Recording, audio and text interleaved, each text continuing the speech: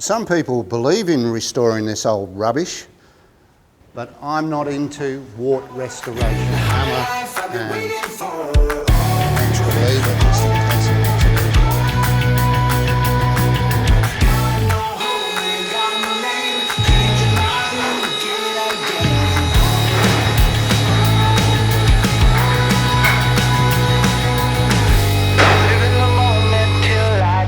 Here we have a partially restored XB Coupe. You can see the underside hasn't been restored at all.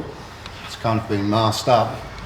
The reason for this particular vehicle here is to show how we install RRS suspension, steering and brakes from beginning to end.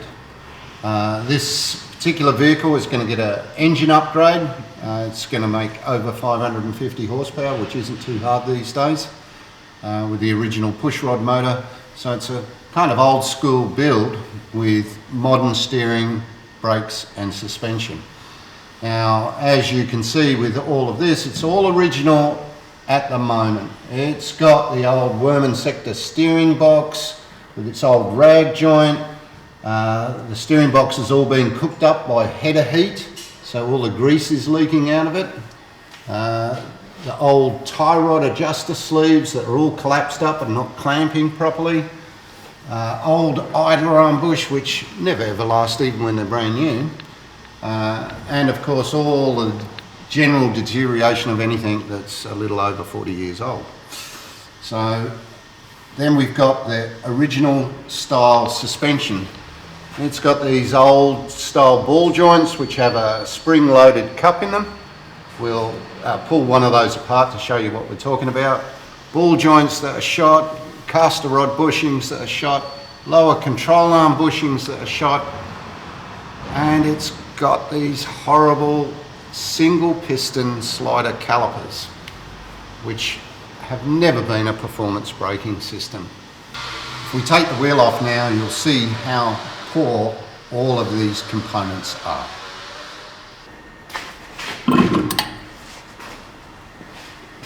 Okay, so you can see this old cast iron caliper, little skinny rusted out disc, and even if you put a nice new one on, it's still got a bearing that will be overloaded, a caliper that will never dissipate heat, so it'll still have pretty rotten brakes for a performance vehicle. Cracked upper arms from the spring saddle, very common problem with Falcons and Mustangs, and of course you could put a nice new one in and inevitably it would do the same, not with a strut front end. Slow reacting suspension system, that's never going to give you the quality of ride of an RRS front end. So here we are looking at the original rear end that's about to be replaced, factory disc brake rear end with a factory disc brake system and handbrake incorporated into the calipers, which never ever worked from day one. I've had these back in their day and you wouldn't rely on it to park your car anywhere on a hill. Added to that, it's got these old horse and buggy style leaf springs. No performance car these days really wants to have that type of suspension. It's old school, can be okay for certain drag racing and nostalgic things, but for true performance has to go. In the axle housing, we've got a factory 9-inch centre and it's rough cast on the outside. This has to be machined if you're going to use a torque arm, or because this is getting a brand new centre, Daytona pinion snout, so it has a better upgrade. Inside this, it has a factory limited slip centre, and that centre has a casing that's made of cast iron. Absolutely notorious for cracking. When we put the True Track in, all gone. So that's a major upgrade in this. And of course the limo doesn't work on this one either. So by the time we put a torque arm, 3-link rear suspension system with coilovers, this thing's going to handle like nobody's business. It's just going to be going where you point it instead of where these old things point you. So we'll pull the wheels off now and show you why these old brakes are rubbish.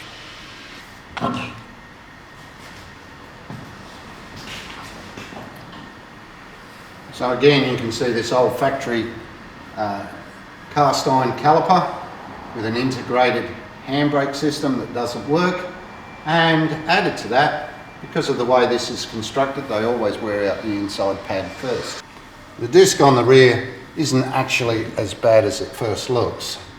It's quite a good ventilated system, and it outbrakes the front because of the proportion of front and rear braking. However, this is a horrible maintenance system. The rotor is attached to the axle by studs that press through it, so it's not an easy thing to pull in and out, and it just simply doesn't perform very well as an overall braking system.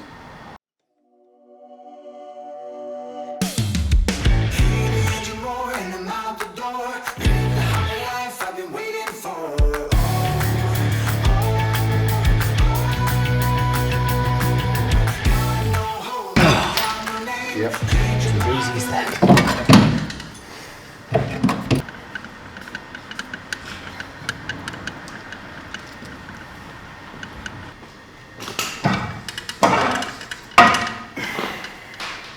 So here we have the factory wide bearing or dual bearing.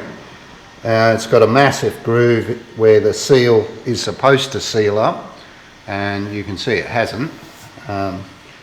So this is one of the problems, that this bearing, the inner case, spreads apart with load. And of course these are nowhere near as strong as a set of Mark Williams axles.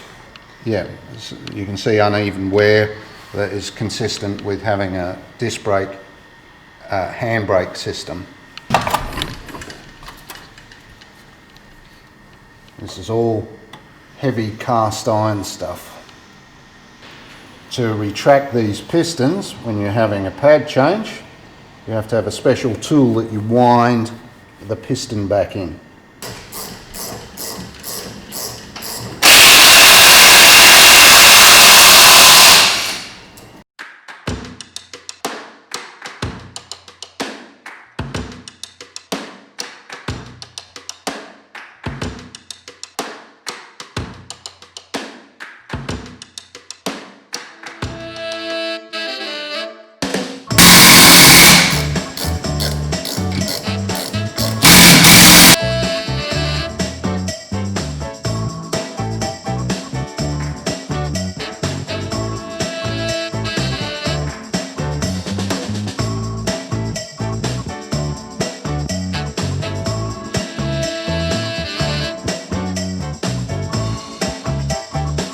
Remember, if you're doing an RRS 3-link, hold on to all the bolts. Some of them are hard to replace, and we've had difficulty trying to match up all the different size bolts that Ford use. So it's best to keep, in particular, the spring eye bolts.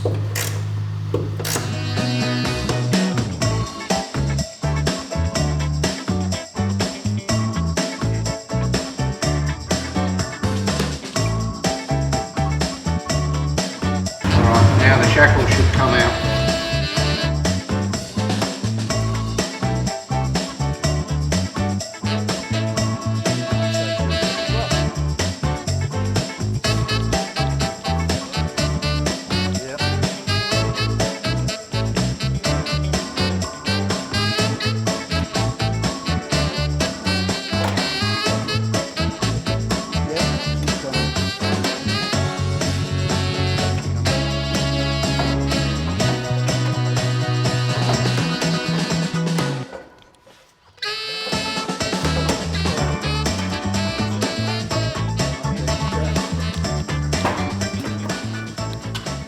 Okay, out with the old rubbish.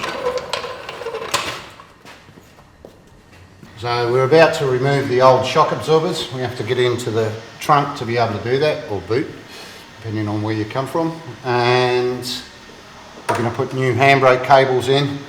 Disc brake rear handbrake cables don't work with our system. They're designed for drum brake, handbrake cables. So, and all of these are had it anyway. So time for some new ones. 40 years is enough. Now we're about to remove the original steering, and it's got a mile of slop in it. You can literally hear all of that in the steering box. This amount of movement and no steering.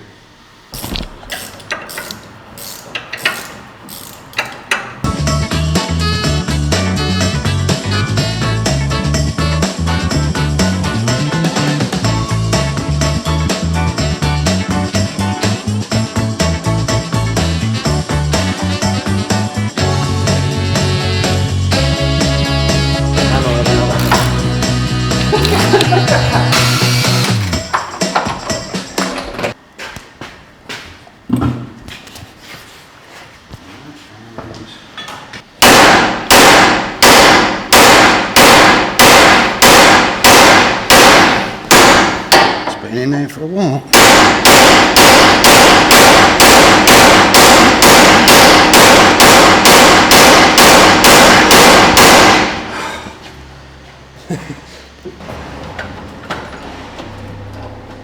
Everything's just covered in shit.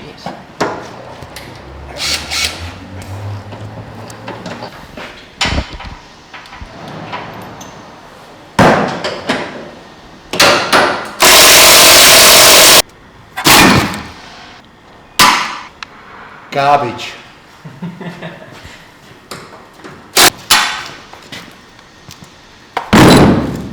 More garbage. Now we're going to pull the springs and shock absorbers out of this, pull all the suspension out, and guess where it's going? In the garbage. Right, so shock's out next.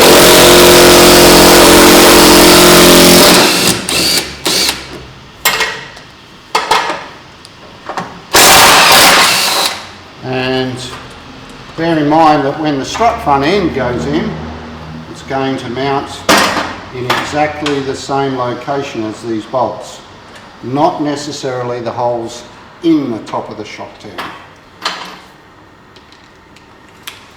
Just about always you have to drill new holes.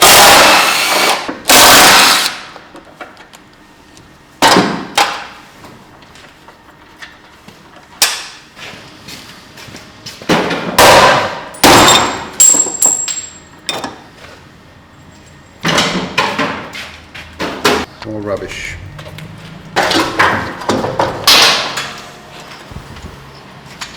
More rubbish.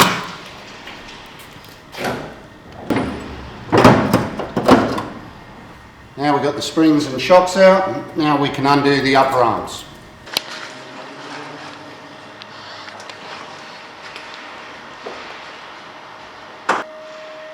Lovely. Oh yeah. Some rust under that.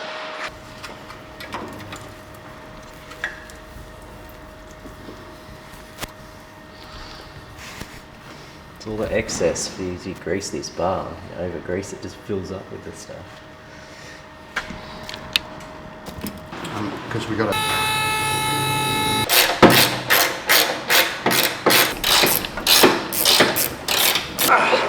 Yeah.